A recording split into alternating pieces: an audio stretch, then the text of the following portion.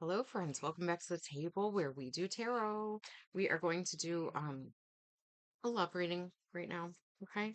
Do you love love as much as I do and just don't want to admit it because it seems lame and nerdy? Well, too bad. It's what everybody cares about.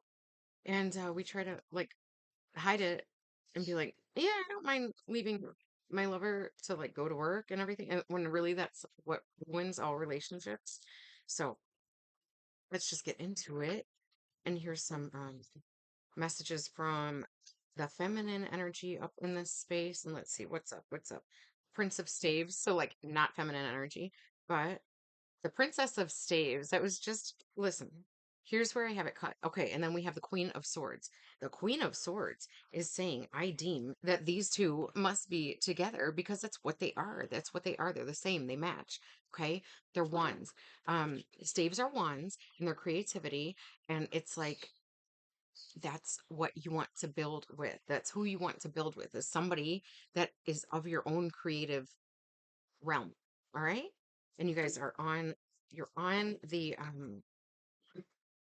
you're on the path together because it was deemed so by the queen. And the queens in this deck hold the power. Okay. Somewhat like on a chessboard. Now, if you guys want to argue about that, let's cut it again to the King of Pentacles and the Princess of Staves. So again, it seems like there's a relationship that has formed or is forming that is based on some sort of creative something that is going to bring in money. And it doesn't really matter what that's about. It's that you can create business plans, you can create all the things that you want to in life, and it's never going to turn out the way that you think. There's always going to be some things that are like bogged down with the burdens of a changing life and a changing society and things like that. But I don't. Okay, let's just see what is going on. Isis is my homegirl, and she. Okay, so there is an Eight of Staves as our overarching message, and that is like a message from God coming through. But in this deck, I would say that it's sort of like the queen goddess is Isis, okay, and she's showing that there is magic on the horizon for you. She's got, I believe it's a hawk that she hangs with, and right? Is that a hawk? And that just reminds me of my friend because she's from like the Hawk clan. That's her tribe, like for real, for real. Okay, Seven of Staves and Fortune, Lakshmi. Okay, so there is like Seven of Staves is defending a position. All right, Isis said, "It shall be so, and I am giving you the wand of your creativity because of the prince and princess of wands. So here you are just fine because you have my strength behind you, and you also have this is like your fortune. It's yours, okay? I don't know the story behind this. Let me just look that up real quick. Hold up. Okay, so first we're gonna go with Lakshmi, and then I will read Isis. Okay, so number 10, all right? Fortune, Lakshmi, the Hindu goddess of fortune and prosperity. Lakshmi is believed to be attracted to sparkling jewels, which are like the riches she bestows upon her favored worshippers. Okay, and I had created a video recently where I was talking about like and I was saying it in conversation with somebody about how I think that I love jewelry so much because you have to dig in the dirt to find it and it's hidden there. Like all the best things are hidden to where you have to dig for them. Okay. And why are they even there? Is it just to like for God to show you, like, look at what I've created? It's because everything is a representation of inside as within, so without. All right. So what you look towards on the outside world is that you can find now if you're only going to a jewelry store to find your jewelry, then that's all you're going to know it for. But if you think about it for a little bit and you realize that jewelry comes from the earth, it comes from heat and pressure and location and timing and somebody willing to dig it up. Some people, I mean, many people have lost their lives, changed their family over the Dorado, right? Over like searching for gold and jewels and things like that, blood diamonds and all that. So it's not really meant to be a business. It's not really meant for all that. It's just an abuse of the earth and the system and your own system of like how you earn money just to get a jewel that then you can lose again and some whatever. So what I'm saying is that true fortune comes to you when you are blessed to have it. And that's what is going on here. There is a gnat flying right in front of me, and all that is negative energy that somebody is sending or thinking about me, and that's fine. It's just a silly little distraction that has no power over anything physical.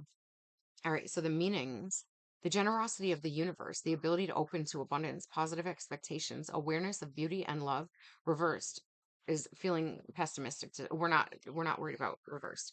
Okay, so then we're gonna go to Isis, and what she's magic. She's literally, the card says magic, and it's the number one card. Okay, so the zero card is the first card, one is the second card. Magic, Isis. The great Egyptian fertility goddess Isis is a potent symbol of the the alchemic transformation suggested by this card. She alone was the possessor of the secret name of Ra, the Egyptian ruling god, giving her unlimited magical powers. She was like, every time I hear and read something about her, she's so powerful. She's so powerful. Like, she was able to transform and unite um Upper and Lower Egypt more so than armies, more so than all the political leaders. I don't know what was going on, but we are going to have to learn more about Isis on this journey because she has been relevant to me over and over and over again. Okay. And I just keep learning more about her. So I think that this is wise because she has the sun disk. I think that's what that represents is like she has the power of God, but it's also held between these like horns. Okay. So it's that it's protected, it's fiery, it's wild.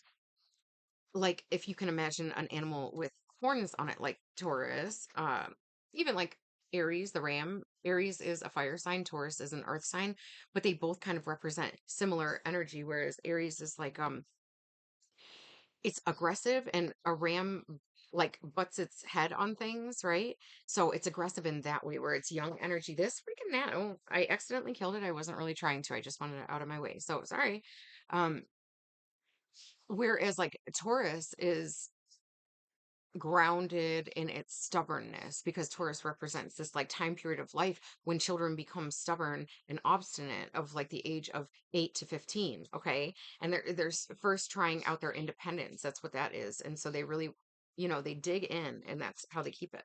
All right, so we had kind of like two separate decks or two separate stacks as I pulled these. We have the two of staves, three of staves, and sacrifice, Kuan Yin. So the two of staves, let's very much look at this and see any symbolism in it. So definitely in the two of staves, she's standing on grass, she's looking out to mountains, and there is a barrier in between the wand that she has in her hand and the wand that's on the other side. And that almost represents this like in my mind right now, there has been a barrier between union of the two wands, right? The prince and the princess of wands. And it's like literally in my current life there's like a language barrier, but it's like it's such a small barrier because all these other things, this like groundedness and the mountains of like what you achieve when you step over that fucking barrier and you climb. Like I'm a Capricorn, my handsome divine suitor is Virgo. Okay, both earth signs. And so this concept of climbing the mountain together, hang on a second. Okay, I was waiting for a train to pass by. So all right, so what I was saying is like in my partnership, we're both earth elements, okay? So that shows up a lot in our personality and how we just are. And it makes for this is why it's beneficial to know more about things like personality tests and astrology and things like that. It's like it's it's not for the thing. It's not because you want to be an astrologer or whatever. It's because you want to uncover the truth of things and find out who you are because you already knew it, but then you want some sort of proof so you can move in the path of what you feel aligned to do and to have somebody else to rely upon or something else to rely upon besides like the people around you because they are all caught up in the same like transition of time that we all are, okay? All right. So anyway, so it's like the prince and the princess of wands are like taking the wands and they are using them as walking sticks to climb up the mountain. And then they get over to the other side and it's you can't see what she's standing on, but you can see water in front of her. And let's just imagine that she's standing on the mountain where they found the other one. It was like it was calling to them, this creative thing that they come together to create. And now they have their establishment. They have their land where they are, where they can see all what's coming in. And that's the benefit of like, you can climb mountains on your own, and you always do, metaphorically, okay? But the benefits keep going and keep going and keep climbing is so that you can get a better objective perspective, okay? And so that you're always putting yourself through challenges so that you don't need somebody else to motivate you, or you don't need a boss. Okay. And then we have what is this, 12, sacrifice, Kuan Yin. I had the most beautiful Kuan Yin oracle deck, and I miss it, and so I will have to get it back. But I gave it away, so I'll get another one. All right, so hold on. Okay, I've been so focused on this pile, I forgot that we have another pile of three. So I'm very interested to see what's in that, because it seems like the one pile that we're working on of three cards is like um the feminine role in this thing. So we'll see if the others turn out to be masculine. I have not looked at them. If you don't believe me, too bad. Okay. Sacrifice, number 12, Kuan Yin. Honored as the Holy Mother of Compassion, Kuan Yin is one of the most beloved goddesses of China. Instead of allowing herself to enjoy heaven's delights, Kuan Yin vowed never to leave the earth until the last human was free from pain, sacrificing herself for the greater good of all. So she's somewhat of like Jesus, in a sense of like where he was trying to sacrifice his own life for the sins of the world. But we do not take that necessarily, well, like we all know it, but we don't really take that to heart and understand what that means. We dwell on our sins because we feel sinful, because people like cast shame upon us, and the church is like, you're gonna go to hell if you sin, but not if you say these special words that I accept Jesus into my heart. Okay, that's just like, they're just giving you a script. They're giving you a script. They're giving you fear-based stuff so that you are more compliant with society's rules and what works best for the power of society. Okay. So anyway, um, so the meanings for Kuan Yin are a surrender to higher principles, higher goals, abnegation. I don't even know what that word is. I think it's like sustaining your, I mean, like avoiding things that are like not good for you, but I don't know. Taking care of others, sacrifice in order to gain wisdom, empathy, sacrifice. Oh, yeah. It's like, um, it reminds me of abstain, like to abstain from something. You're sacrificing something in the moment for something better. Okay, so you're only abstaining, you're only sacrificing for a greater good. And when you do that, you don't have to do it forever and ever, ever and ever, because you never really then get to enjoy and experience the greater good. You have periods of time, fast and famine. I mean, fast, um feasting and fasting, right? Famine, feasting. So you there's a sacrifice, okay? And it's essential if you really want to see the abundance that is a win-win for all people. All right, so let's take a look at what's on this side. Okay. Okay. We have beginnings. Oh man, it's just all major arcana. Okay. So we have beginnings, that is the zero card. That's the first card in the deck. We have judgment. Um, all right, so this is Tara. Okay. Judgment is Gwenifar, something like that. I hate mispronouncing it because I don't know, and I the H word also, so sorry for saying it. And then we have oppression, and I'm glad that this card showed up, because as I was like just flipping through the book, I saw that though. Wawalak. I don't know what that means, but that's what it looks like. Okay, so let's just go ahead and see what these say. So beginnings. Hold a moment.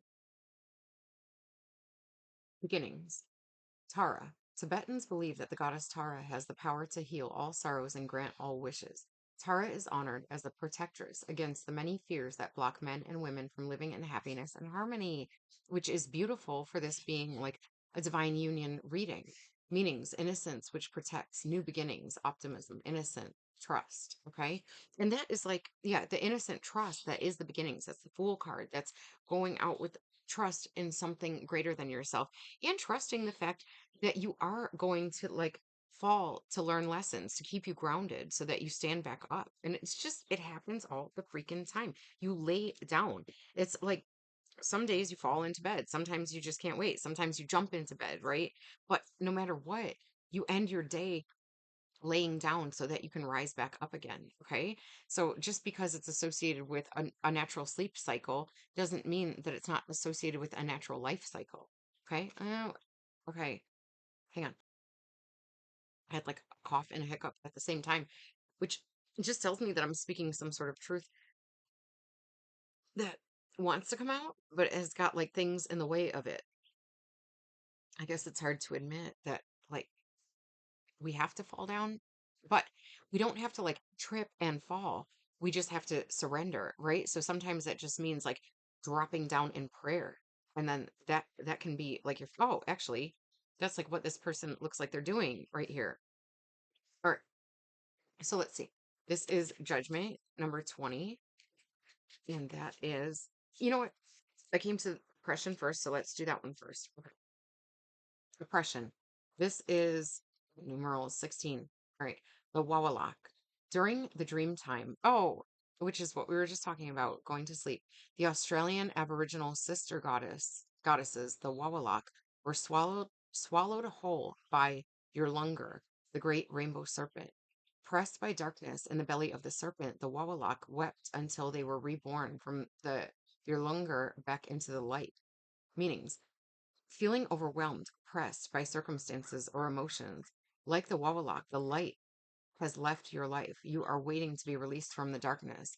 And that is like, that's true of any cycle. And this is, I think, why it's important that judgment comes next, because you're going to see that like judgment happens after death. Okay.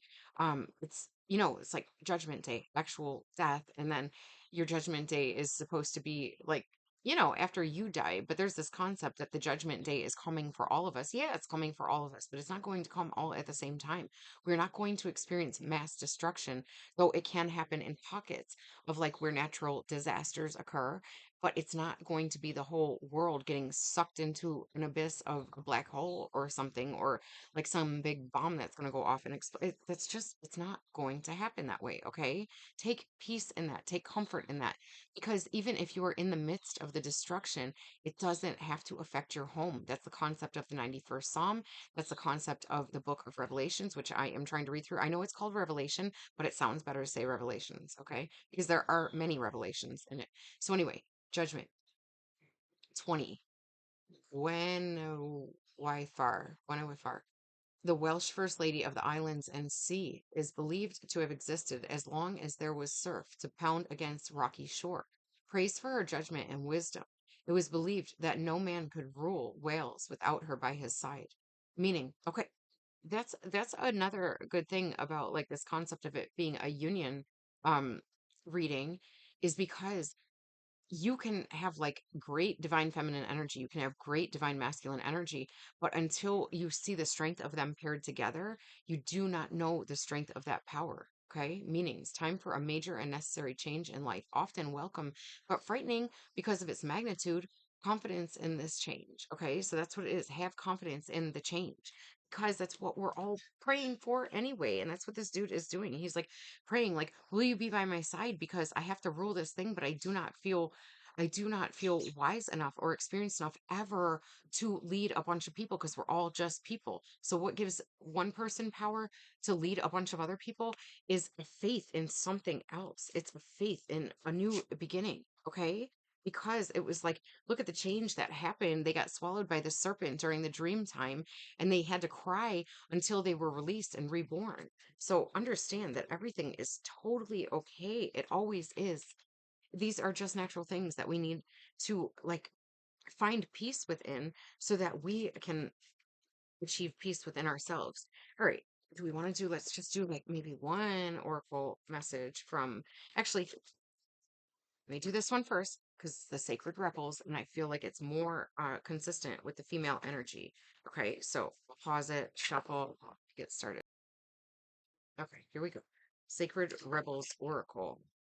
Um, by Alana Fairchild, and then Autumn Sky is the artist. They're just such beautiful cards. I don't even mind that they're so big because you can see the artwork better. Okay.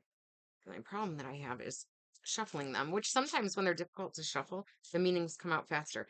Now listen, I have had these come out time in time. Every single time I've used this deck, which has been like 3 or 4 times. After the storm, there is inspiration because you cannot have inspiration during the storm, though you might, because water brings about inspiration. So is there something else that wants to come out besides the same messages over and over again? Not really?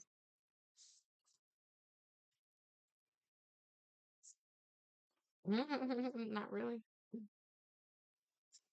Okay. I'll take that one. And this one. What's at the bottom? Going beyond normal. The card is 14, and 14 is a karmic cycle number. There's multiples of them, but that is a karmic cycle number of ending a karmic cycle.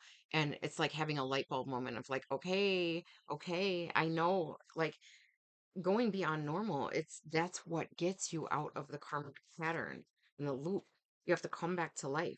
43 is the number. That's a seven. That is such a sacred number. Restore and replenish. Three, it's 38. 38 is 11. And so that is like, it's not only like divine union with somebody else, it's divine union with your spirit. Okay. And that means alignment. And then, so when you go beyond the normal, and you focus on the light because that's what is here. You create the power of attraction, you create inner trust. It just keeps going. Shock of the new. There's just all these things below the surface that are going on because you were willing to like seize that golden light bulb moment to create the change and finally show who you are, showing your true colors. She is painting on her color so that she can be seen for herself, not just in black and white. But you have to do that through the like that restore and replenish. That's like the wawalak in the serpent's belly, okay? And it's like a rainbow serpent. So that doesn't seem like a negative thing. Let's just leave that one at that and then move on to these. You're not supposed to play favorites, but these are my favorite decks. And it is the classic Horror Oracle and the Horror Tarot. Okay, so we'll start out with the tarot. All my stuff, so I have room for it all. But without like I try not to put all of my cards away because sometimes we have to reference something. All right. So I'm not even going to look at what was on the bottom of the deck because it was flipped to the top. But I do know that I have them upside down. So let's flip and switch and see what's up. And this is like the most gentle, loving, masculine energy. And I know it's dark and I know it's like, oh, like the way that felt like it parted. But what's going on? The Six of Cups, the Strength card, and the Eight of Swords. And the Eight of Swords is a mental prison, but um, yeah, there's some sort of imbalance that's not allowing things to come together, right? Representative by like how the cards are shuffling. There's a train going by. I'll shuffle it sideways.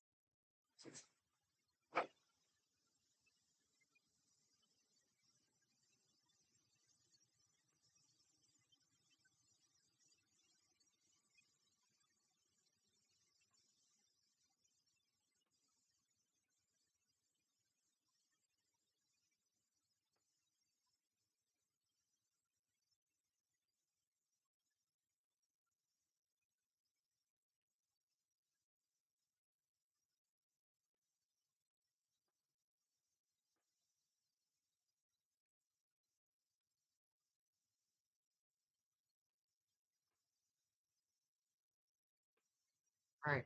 Train's still going by. We have the Nine of Swords. Okay. There's something that's upsetting the masculine of his thoughts. There's something that makes him feel like he's not in the right place at the right time or he's not doing enough or something like that. When that is just, we have the Eight of Swords, which is like a mental prison, but this is even worse. It's just like in your peace, in the peace where you could have inner peace. What's this right behind it? The Eight of Swords. Again, okay? It's like you feel trapped somehow. What's next? The Page of Swords. Well, thank goodness. Okay. Oh my gosh. How is this lining up like this? I'm going to stop it at this. Okay. Nine of Swords. Being kept up by your thoughts or being distracted from what you're presently in because your thoughts are like obsessing about not being good enough for something. And then you have the Eight of Swords, which is the mental prison. And then you have the Page of Swords, which is like somehow the masculine doesn't feel like they can speak clearly because they're they're not developed enough. But that is just a misperception of thoughts. And then here we have like you have to have a death of that stuff. It has to come to an end in order for you to clear your mind, okay? And realize that you never have any control over where you're at or what's going on. We have the Four of Wands, and it's this is a partnership, a marriage, a union that creates stability. We have the sun, which means that it's honored under, it's like a scary looking clown here, but the sun is the brightest card in the deck, which in a dark deck like this doesn't look like the sun, but it's there behind him. And he's like, ha ha ha, I'm the one casting light over this. And then by the light of the moon, holy moly, how are these aligning? This is like masculine energy, and the moon is the feminine energy. And it's very interesting because in the languages that know, I know Arabic.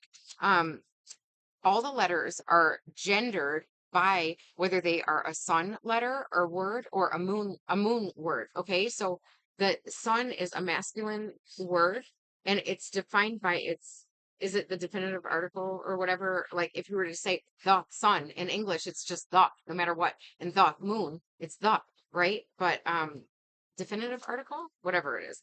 So in other languages, they make them masculine or feminine. And the moon, it's interesting because in Spanish, um, wait a second, day and night was what I was thinking of, not necessarily sun and moon, because La Luna is feminine. It starts with La, so it's feminine, and El Sol is masculine, and it starts with El, which is masculine.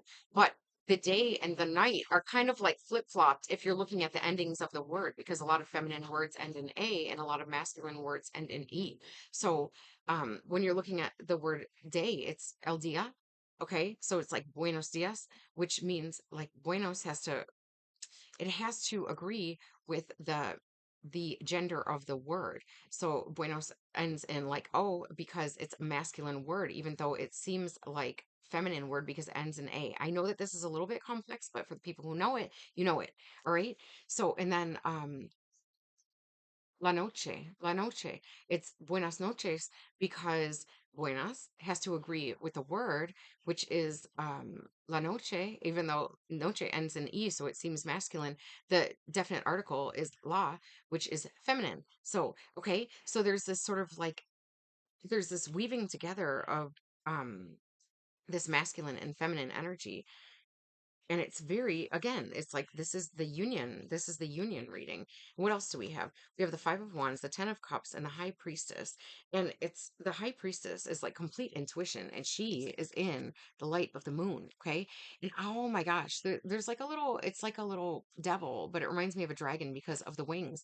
And I got this strange story. It was like a 5-minute video that was auto-fed to my YouTube, and it was about a story about Mary Magdalene and a dragon. And like all the townspeople were afraid of this dragon, and so the town ended where it ended, like at the dragon's lair, because they were all afraid of it because the dragon like burnt everything down and whatever, and nobody could approach the dragon because they were all scared of it because it breathed fire and all this other stuff. But Mary Magdalene, she was like the one person because she was so curious. She's like the high priestess, where people have this like distorted image of who Mary Magdalene is because the story about her is one of fear. Um, just like the story of the dragon is one of fear. So she went to where the dragon's cave is, and she could smell like the burning, like the death and decay there of like the result of the dragon, which scared everybody else away. But she's like, "Hey, dragon, I'm here. Come and approach me." Right? So she came in with no fear, and that's how it is with animals. It's all about energy. It's all about neutrality. And don't perceive what the outcome is going to be just based on what other people scare you to think. So she like approached the dragon and said, "Hey, what's up?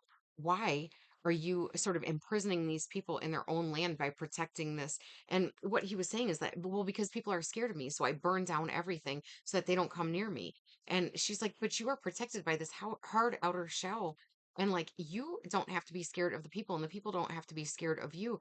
So she was asking him, like, why do you feel this way? And I don't know what, I should just link it to this video so you can hear the message.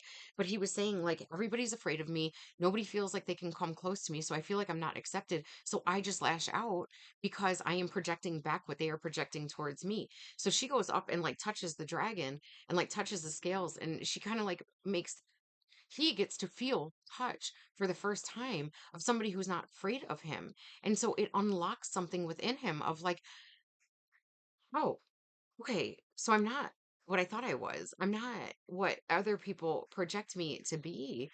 It's just that I had never seen the truth of love, of unconditional love before and acceptance. And so what happens is that they never see the dragon again. And it said that he goes off into the ocean or something like that. But what he does is he not only releases himself from his own cave of misperception, he opens up the land so that the people could approach it and grow in this land where they had never had life before because he kept burning it down.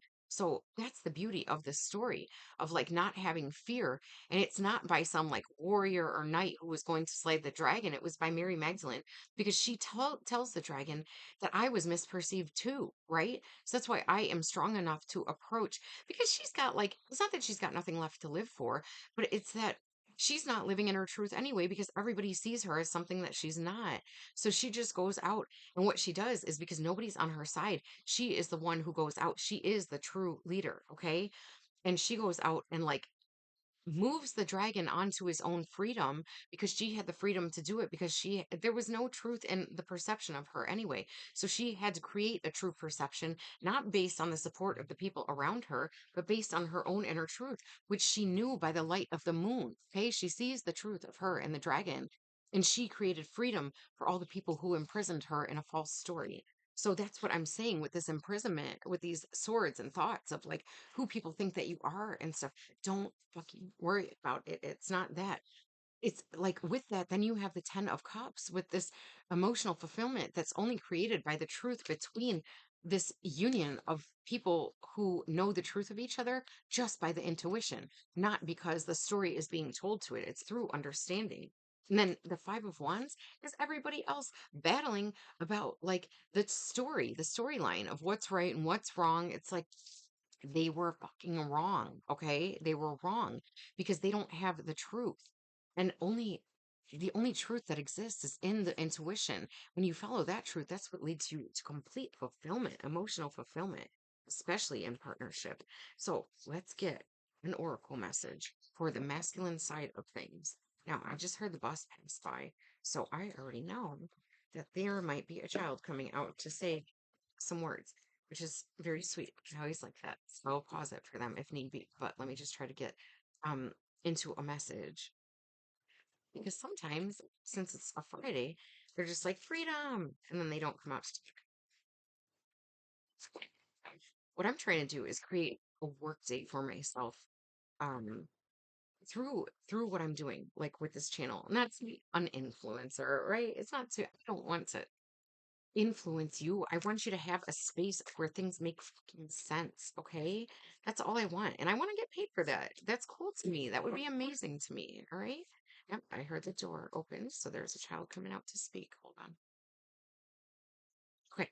I thought about something because as I was like shuffling through the oracle messages, I saw the devil card come up, and when I was shuffling the tarot cards previously, the train was going by, so I wasn't saying anything, but the devil card came up and it was a spider on a web.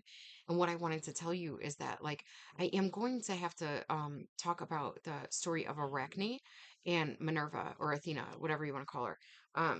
Because a lot of I feel like there's something where men do not like spiders more so than women. I feel like women are kind of like okay with spiders, and I don't know what that is about, but I'll tell you the story of Arachne.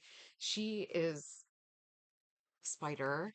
Um so she was challenging the goddess to say that she could weave better tapestries than her.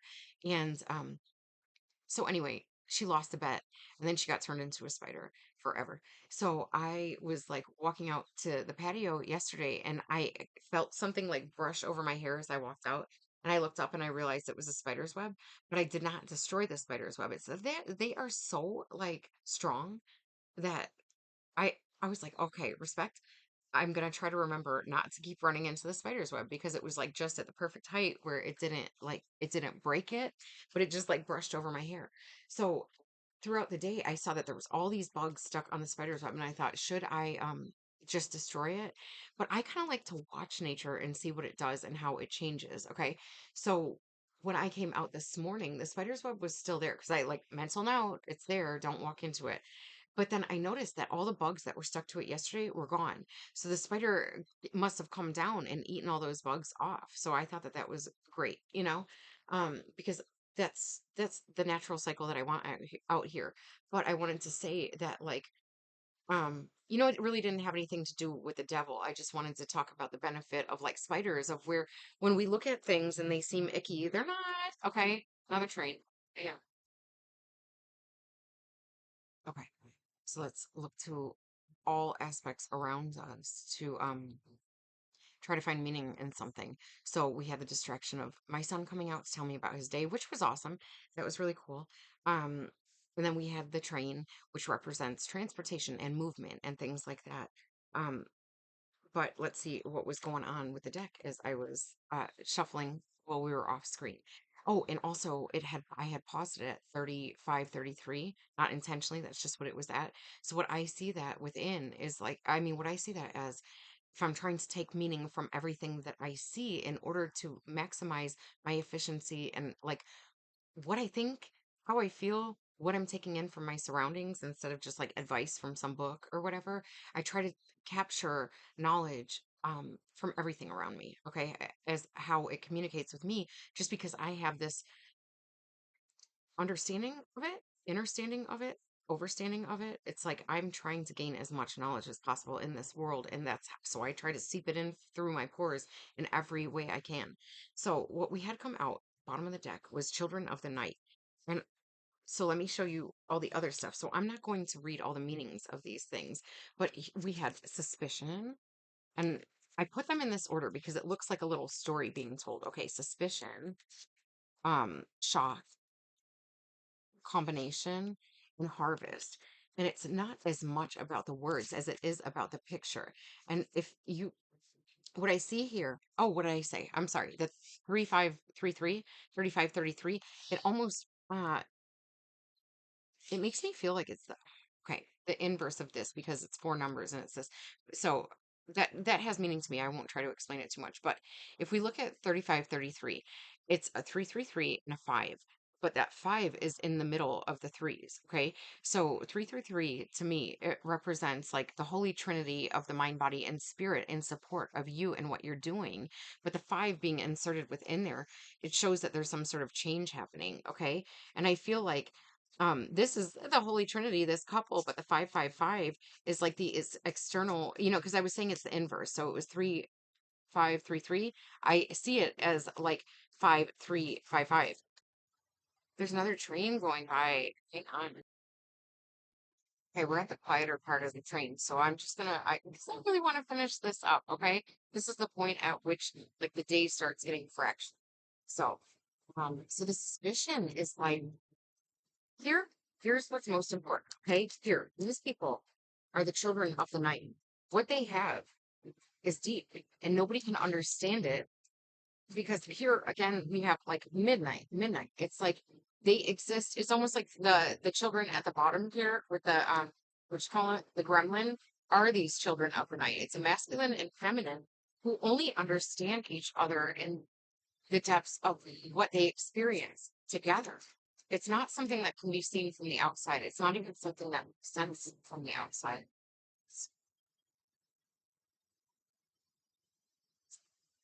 And because they're misunderstood, so, right? They are misunderstood because they are children of night, but all these people of the day are like, oh my gosh, I'm suspicious about what what your partnership is about because I've seen people take advantage of each other before and blah blah blah blah blah. And it's like, why does anybody cast judgment or give hesitancy to anybody who is on a path that seems important to them, like a partnership? Right. That's because of the greater picture of what's going on in this world beyond what we see. There is like energetic disturbance, which is what's going on right now. And that's what it will show up as a symbolic representation of it. But that's not going to make me stop my message. But so yeah, there's all of this distraction because nobody knows what's really going on inside of other people. So they will do this thing where they're like pointing at people or they're like shocked that there's this union that's happening that they don't get to understand because they're not part of it. But what the people who are united understand is that together they create a harvest, and then they get to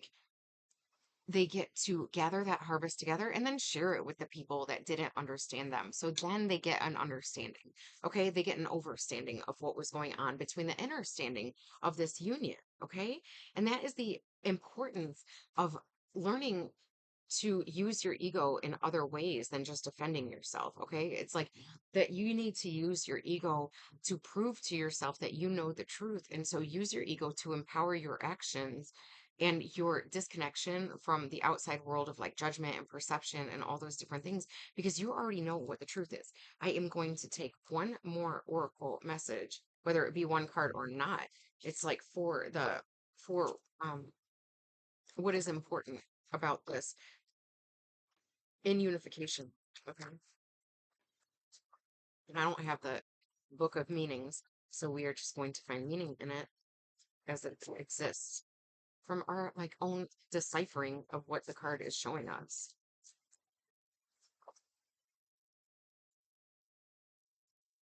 Cards, they, no matter how much I like use them and try to separate them, they just love to stick together.